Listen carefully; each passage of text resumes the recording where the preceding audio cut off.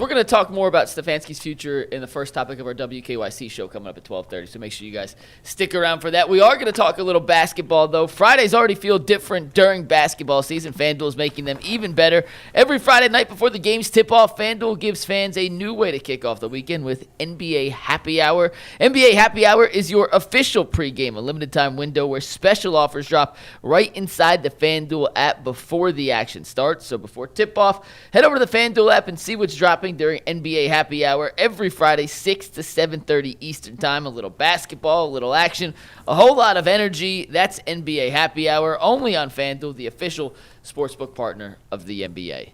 Guys, the Cavs beat the Spurs on Monday. We talked about it on Tuesday. Hey, it's one nice win. Can they stack good wins? They came out and I had, in my opinion, their most impressive win of the season, beating the brakes off the Phoenix Suns. Both bigs had a double-double, first time in forever that's happened, and they have now put together 2 wins against teams from the Western Conference that are above 500. They take on a Denver Nuggets team tonight, missing 4 of their 5 starters, including Nikola Jokic, who's out for a week out for a month with a hyperextended left knee. But Jason, are you buying the fact that the Cavs may finally be starting to turn a corner after a tumultuous start to the season? Not yet, but I'm hopeful. Is that fair? Because we've been talking. Mike and I have been doing the same Cavs show every single week. It's just Groundhog Day. Just the same. Not playing great. This is what's wrong. Hopefully they can get better. And they are starting, like, inserting Dean at the 3, I think, has been really good for them. And it's funny because that really is what it popped last year when he was in there in that spot. And it seems to be working again. I think defensively he's really good. He's a better rebounder than he gets credit for. So certainly they've shown positive signs. That's a good win tonight. If they can beat Denver tonight, even without Jokic, that's another good win.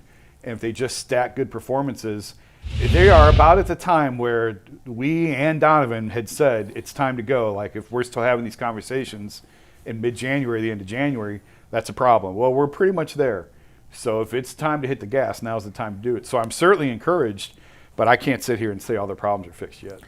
So I'm a buyer with hesitation because I think San Antonio is a game they had to have, and they went out and got it. And they went and got it. Right? Yep. And they buried Phoenix early the other day. Phoenix came all the way back, and they end up burying them again. Yep. And, like, tonight it has to be a Jared Allen night because not only is Jokic out, but the backup center's out too. Yeah. And, like, what's been missing? Allen's he wasn't healthy for a while. His numbers have not been great, So getting everybody back, just having everybody together, or mostly everybody, they're still missing some guys, right? Like, I'm a partial buyer, and I do think it's the important time. Like, who cares what happened in November and early December in the NBA? Correct. Especially when you have this kind of team. Correct. But now, when you don't play well, Yeah. right, and you do melt on Christmas with everybody watching, what's your response to that?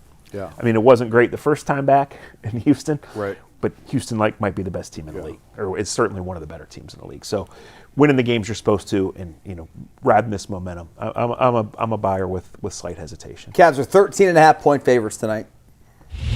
Denver's got no. I mean, who's even suiting No one's up? playing. Real quick, this is the injury report for Denver. Jokic out.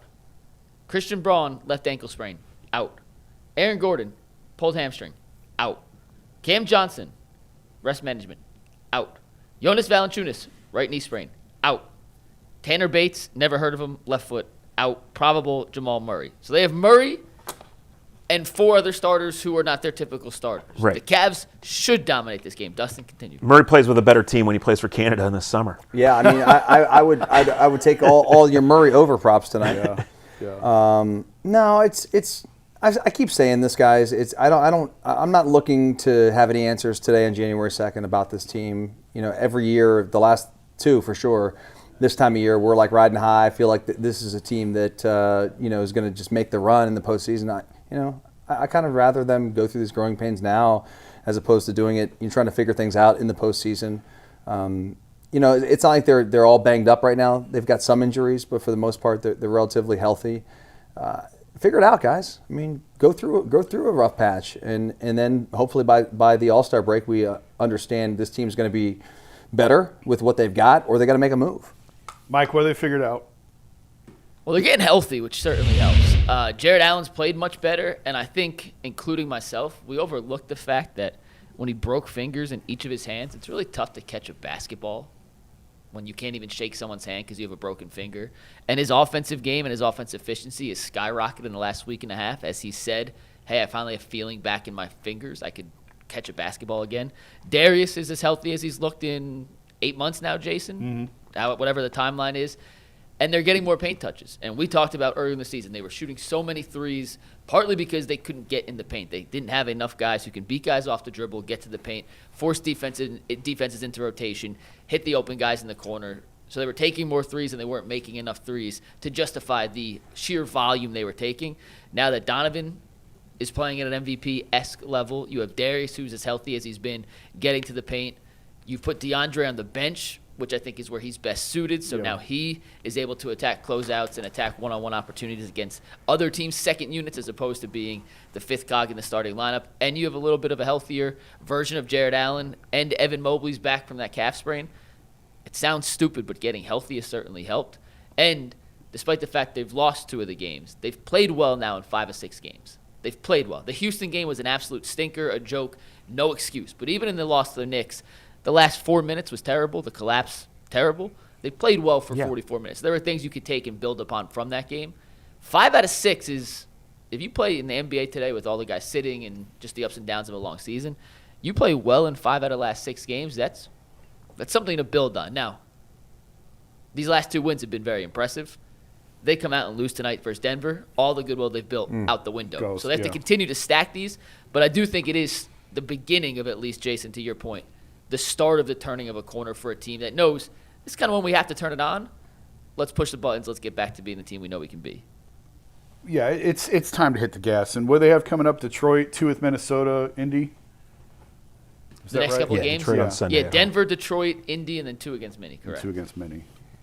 And by the way, if Ant Edwards doesn't play in this game against Minnesota when they come to Cleveland, that will mean that Cavs fans had missed the opportunity to see Wemby in person because he was hurt when San Antonio came. Steph when the Golden State Warriors came because he was hurt. Jokic because he's legitimately hurt. And then for whatever reason, if Ant Edwards gets hurt, that'd be, my personal opinion, the 4 most exciting, entertaining players from the Western Conference to see here, not named LeBron, not playing Cleveland, which would selfishly just be disappointing. Yeah, I was trying to think, Luka. But yeah, to your point, injuries are a huge thing in the NBA this year. It's been one of the biggest talking points. The league is very, very sensitive to the topic of games and calves and not the Cleveland Cavs, calf strains. Now Jokic going down in the 65-game minimum on MVP votes, and that's going to be another topic for discussion if that's good or bad. There's a lot of people who hate that rule. But I don't know. There's been a ton of injuries this year and a lot of work done by teams trying to dig into why. 65 is a ton of games to play, to be considered for that. You all of a sudden 1 hamstring injury and you miss a dozen games, easily. And Jokic, what he did the other night, was it Christmas Day? The 55, 15 and 15, whatever it was. And this guy plays all the time. I know. He does. All the time. He's unbelievable. I think Barkley said that was the greatest performance he's ever seen by a player. He's mastered. He doesn't miss. He's shooting 44% from 3. He, by the way, is on pace, and as long as he doesn't miss more games after this comes back in a reasonable timeline, he's on pace to become the first player ever to lead the NBA in rebounds and assists in the same If it was up to me, I'd go to bed at 9:30 every night. But when Jokic is playing in the playoffs, I stay up. Yeah. Because, he was carrying that. They had nobody. Right? They couldn't even sub. And he was out there doing it last year. And it wasn't the first time, obviously. He's incredible. You're not going to miss many prop bets when you take his overs. Right. And seriously, you could bet him. He could be have 8 points at halftime and you have over 30 Well, he'll points. dominate a game scoring 16 because he'll have 12 assists and 20 rebounds. He'll also have a 16-point quarter where he just takes every shot and doesn't miss. And he looks like he'd rather be anywhere else than what he's doing. Yeah. But hasn't he averaged playing almost 80 games a year, Mike? he's something never close missed to more that. than 10 games in a season. Yeah, So. it's crazy. Well, he doesn't move very fast. Mike, who is enough. center 3 and 4 for Denver? Who's going to be I'm out literally there? looking that up right now. Because I'm Great trying to question. think. I know some random stuff, but I don't know who that is. Gordon still there? Valanciunas is the backup, but he's obviously out. Yeah, he's out. Deron Holmes, Dayton legend, Oh, Yeah. there you go. is in line to make his first career NBA start tonight. Yeah, he missed his whole rookie year, right? So this with is the his torn first time ACL. playing. And Zeke Naji is their other Zeke backup. Naji. Never heard of him. He's been around for a while. I've never Yeah, heard Zeke's of him. But not- he's like the 13th guy on the roster. Exactly. Yeah, I don't know. All right, we got one more topic to get to, guys, before we head over to WKYC.